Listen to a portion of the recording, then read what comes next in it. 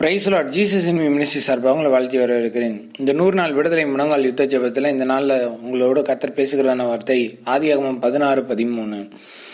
அப்பொழுது அவள், என்னை காண்பவரை நானும் இவ்விடத்தில் கண்டேன் அல்லவா என்று சொல்லி தன்னோட பேசின கர்த்தருக்கு நீர் என்னை காண்கிற தேவன் என்று பெயரிட்டாள்.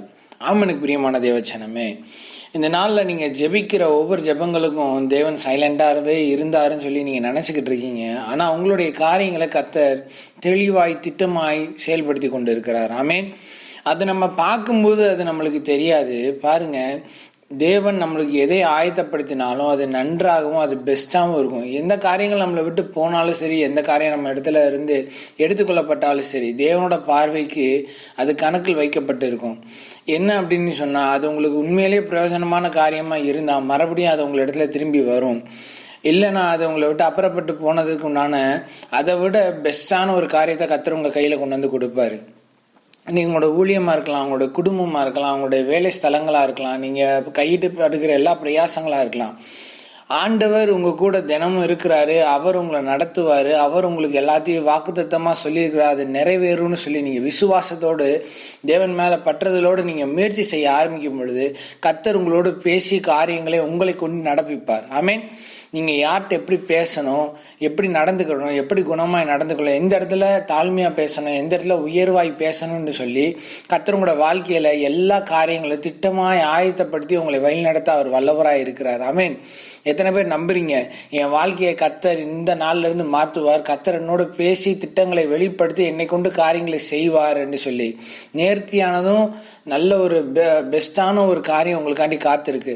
இந்த நாளில் கர்த்தர் உங்களோட பேசுவார், நிச்சயம் பேசுவார். தேவ சமூகத்துக்கு போய் காத்திருங்க. நீங்கள் புலம்பாதீங்க. சொல்லும் ஆண்டவரே அடியேன்னு கேட்கிறேன்னு சொல்லி தாழ்மையாய் போய் தேவ சமூகத்தில் போய் உட்காருங்க. உங்கள் சத்தம் கேட்கட்டும் ஆண்டவரேன்னு சொல்லி ஸ்தோத்திரம் பண்ணிக்கிட்டு கொஞ்ச நேரம் அப்படியே அந்நிய பாஷையில் பேசிகிட்டே உட்காருங்க. உங்கள் புலம்பலை நீங்கள் கர்த்தரிடத்துல வைக்காதீங்க. கர்த்தர் இன்று அவர் உங்கள் கூட பேசணும்னு வந்திருக்கிறாரு.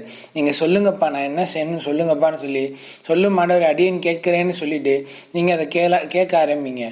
நீங்கள் ஆண்டவர்கிட்ட மறுபடியும் கேள்வி கேட்கறதுக்குன்னு ஒரு தருணம் தருவார். அப்போ நீங்கள் இந்த காரியத்தை குறித்து நீங்கள் கேள்வி கேட்டு நீங்கள் தெரிஞ்சுக்கோங்க. ஒரு காரியம் உங்களுக்கு வெளிப்பட்டுச்சு அப்படின்னாலே, நம்ம ஜெபிக்கும் போது ஒரு காரியம் நம்மகிட்ட ஆண்டவர் பேசினான்னா உடனே நமக்குள்ள இருந்து ஒரு கேள்வி எழும்பும்.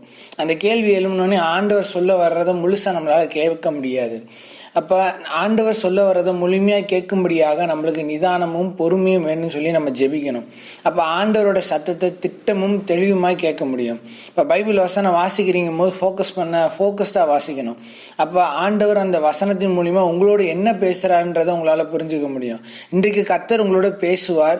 நீங்கள் திட்டமாய் காரியங்களை மிகவும் பொறுமையாக பரிசுத்தாவியோட உதவியோட நீங்கள் ஆண்ட சமூகத்தில் போய் நிற்கும் போது ஆண்டவர் நிச்சயம் இந்த நாளில் உங்களோட பேசுவார். உங்கள் காரியங்களை நடப்பிக்க அவர் உதவி செய்வார். ஆமேன். நாம் ஜெபிப்போம்மா. அன்பின் பரலோக தகப்பனே, இந்த நல்ல வேலைக்கான நன்றி செலுத்துகிறோம்ப்பா. ஆண்டவரே, இந்த காலை வேலையில் ஆண்டவரே நம்முடைய பிள்ளைகளுக்கு நல்ல ஒரு காரியங்களை கர்த்தர் ஏற்படுத்தி கொடுங்க. ஆண்டவரே, பிள்ளைகள் கேட்குற காரியங்களை பிள்ளைங்க என்ன செய்யணும், என்ன காரியங்களை அவங்க எடுத்து செயல்படுத்தணும். ஆண்டவரே, கிறிஸ்மஸ் நாட்களில் கூட அநேகருக்கு தேவன் பரிசுகளை வைத்திருக்கிறீங்கப்பா. ஆண்டவரே, அதை பெற்றுக்கொள்ளத்தக்கதாய் தகுதியுள்ள பாத்திரங்களாய் மாறட்டும். அநேகரோட கடன் பாரங்கள் மாறட்டும், வியாதிகள் மறையட்டும். ஆண்டவரே, நோய் வகைகள்லாம் மறையட்டும். ஆண்டவரே, இயேசுவின் நாமத்தில் சுக பலன் ஆரோக்கியம் உண்டாயிருக்கட்டும்ப்பா. இழந்தவைகளை திரும்ப பெற்றுக்கொள்ளணும். ஆண்டவரே, மருத்துவமனையில் அட்மிட் பண்ணக்கூடிய சீரியஸான சிச்சுவேஷனாக இருந்தாலும் கர்த்தருடைய கரம் தொடும்படியாக விசுவாசம் உள்ளவர்களாய் நிற்க கர்த்தர் உதவி செய்வீராக. ஆண்டவரே, விசுவாசமாய் ஜெபிக்கும் பொழுது, வெளியே இருந்து ஜெபிக்கும் பொழுது உள்ள அங்கே அற்புதம் நடக்கணும். ஆண்டவரே, அப்படியாக கர்த்தர் அற்புதங்களை அடையாளம் செய்ய முடியாது நாங்கள் ஜெபிக்கிறோம்ப்பா. கணவன் மனைவிக்குள்ள இருக்க எல்லா பிரச்சனை போராட்டங்கள் எல்லாம் இயேசுவினால மறைந்து போவதாக. பிசாசானவன் தூண்டி விடுகிற நீ பெருசா நாம் பெருசான்ற அந்த எண்ணங்கள் மறையட்டும். ஆண்டவரே, மேட்டுமின் எண்ணங்கள் மாறட்டும். ஆண்டவரே, என் ஞானங்கள் ஒண்ணுமே இல்லை. ஆண்டவரே, எல்லாமே நீங்க தான் ஆண்டவரேன்னு சொல்றோம்ப்பா.